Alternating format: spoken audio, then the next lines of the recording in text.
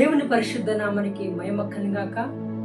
ప్రతి ఉదయము సమాధానకరమైన ఆశీర్వాదపు వాక్యము వీక్షిస్తున్న పరిశుద్ధులకు, దేవుని ప్రజలకు నా హృదయపూర్వక శుభం.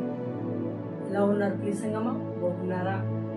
మీరు బాగుండాలనే నిత్యము ప్రభు సన్నిధిలో ఎదగాలని మీకోసము నిత్యము నేను మా మినిస్ట్రీ మీకోసం నిత్యము ప్రార్థన చేస్తున్నాను. చూడండి, ఈ ఉదయము దేవుడు తెలియజేస్తున్న మాట కీర్తనలు 94వ అధ్యాయము 19వ లేఖనం. నా అంతరంగమందు విచారములు హెచ్చుగా, నీ గొప్ప ఆదరణ నా ప్రాణముకు నెమ్మది కలగచేయుచున్నది. నా అంతరంగమందు విచారములు హెచ్చుగా, నీ గొప్ప ఆదరణ నా ప్రాణముకు నెమ్మది కలగచేయుచున్నది. Wow, praise the Lord. కీర్తనకారుడైనటువంటి దావీదు గారు మాట్లాడుతున్నారు, నా అంతరంగమందు విచారణ గొప్ప హెచ్చుగా, నీ ఆదరణ నాకు, నీ గొప్ప ఆదరణ ప్రాణంకు నెమ్మది కలగచేయుచున్నది. yes, praise the Lord. మనకి ఆదరణ కలిగించేది, మనకి నెమ్మదిని కలిగించేది కేవలము పరిశుద్ధాత్మ దేవుడే. అందుకే యేసుక్రీస్తు ప్రభువారు ఒక మాట అంటారు, ఇదిగో నేను వెళ్ళి మీ కొరకు ఒక ఆదరణకర్త పంపిస్తాను, ఆయనే పరిశుద్ధాత్మ దేవుడు. ఏ కుటుంబంలో అయితే పరిశుద్ధాత్మ దేవుడు ఉన్నాడో, ఏ కుటుంబంలో అయితే ఈ ఆత్మగణ దేవుడు ఉండడో, పరిశుద్ధాత్మ దేవుడు తండ్రి అయిన దేవుడు ఉండడో, ఆ కుటుంబంలో చెల్లా చెదురు ఎప్పుడు సనుగుడు గురుగుడే. నువ్వు ప్రార్థన చేస్తావు, గురుగుతావు, ప్రార్థన చేస్తావు, సనుగుతావు, ప్రార్థన చేస్తావు, ఇట్లా అట్లా మాట్లాడతావు. అప్పుడు నీలో ఆత్మ పనిచేస్తుందా? అప్పుడు ఆదరణకర్త దేవుడు నీలో ఉన్నాడని నువ్వు భ్రమపడుతున్నావు. పరిశుద్ధాత్మ దేవుడు నీలో ఉంటే నెమ్మది కలిగిస్తుంది.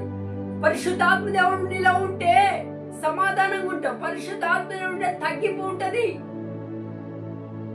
గురుకోటాలు, సనుకోటాలు, చిరాకు పడ్డాలు, పరిశుద్ధాత్మ లేని వాడు. అందుకే దేవుడు ఆత్మ లేని వాడు నా వాడు కాదంటాడు.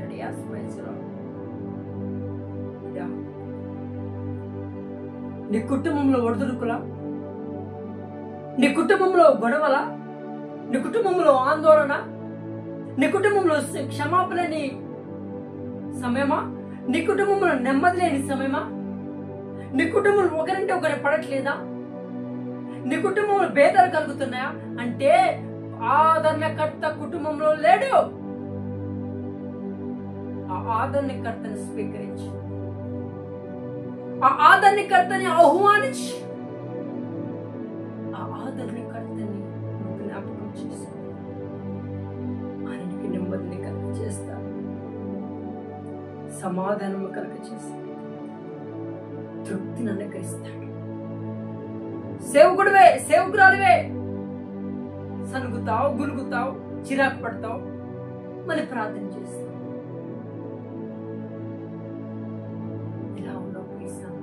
సేవకురాలా, సేవకురా, పరిశుద్ధాత్మను పొందుకోవాలంటే సమయం పడుతుందా? కానీ పరిశుద్ధాత్మను పోగొట్టుకుంటే 15 seconds సొంగుతావు, గురుగుతావు, చేస్తావు, మళ్ళీ ప్రార్థన కూర్చుంటావు. ఏమి చూసేటోళ్ళు ఏమనుకో, అమ్మో అనుకోవాలా? ఈ సంగమా, హలో, ఓ సేవకురాలా, ఏంది నీ భక్తి? 10 మందికి చెప్పేదానవి, 10 మంది ప్రభు దగ్గర నడిపించే నీవే సరిగ్గా లేకపోతే వీరు చెప్పు వారి కాని చెయ్యి వారి కారే.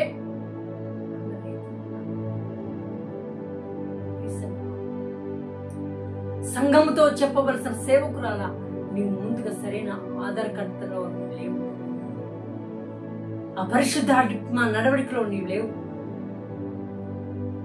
అందుకే నీ మనసంతా అలా ఎట్లంటే గలిబిలి, చిరాకు, సనుగుటం, గొలగటం, మొండి పట్టు, పట్టిందే పట్టు పట్టం. మార్చు నీ జీవితముని, మార్చు నీ పద్ధతులని. రా పరిశుద్ధాత్మ హస్తాల క్రిందికి. ఓ సేవకురాలా, సేవకుని బలహీనపడుతుంది సేవకురాలే.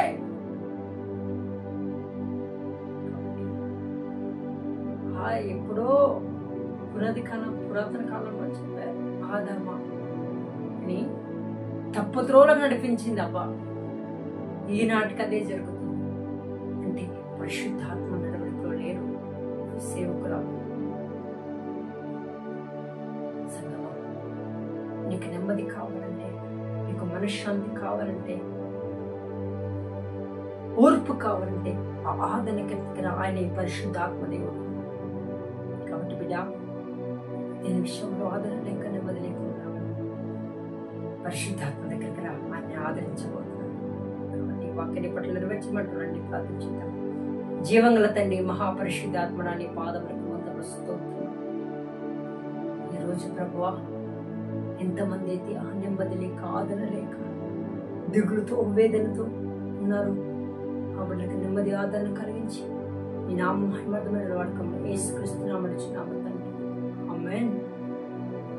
God bless you.